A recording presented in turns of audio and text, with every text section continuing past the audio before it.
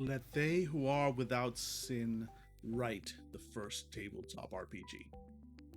Today, we gird our proverbial loins. Yet again, I know we did that like a week ago. Look, loins require periodic and regular regirding lest the original girds come loose and leave you ungirded at an inappropriate time. With my two design principles mentioned yesterday, and we'll use them to springboard into new and exciting realms of goblin design philosophy. Let's start with that first principle, as it's one that people get hung up on a bit, and I feel that it deserves a little bit more explanation. You are all bad people, and you deserve this. But Dan, I can hear you saying, I'm not a bad person. I may have mentioned this in a previous entry, but I'm afraid you are, my friend. We are all bad people inside. Not a single one of us is pure goodness and light, unblemished and without any kind of sin. We are born into this world as screaming little shit goblins, and though we may grow and change and learn to put on clothes and use our words and type out blog entries on the internet, at our core, we are all still those wrinkled little creatures, selfish and loud and ever hungry. One may wonder if perhaps the reason goblins eat babies is because of a subconscious connection to the Ur-Goblin, a newborn human child. And so I say to you again, you are a bad person, and you deserve this. And you do. That squealing little goblin at your core deserves to be let out on occasion, to put its grubby paws on everything and grab and lie and cheat and steal and generally just make a right unholy mess of things.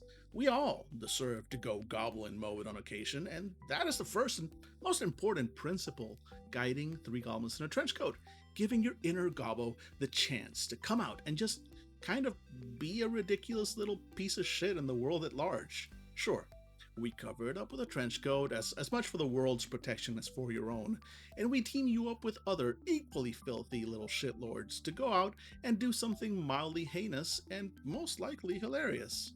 Do you understand now? Do you see that in that simple statement, in the acceptance of your inner goblinity, lies nothing more and nothing less than the freedom to be who you truly know yourself to be?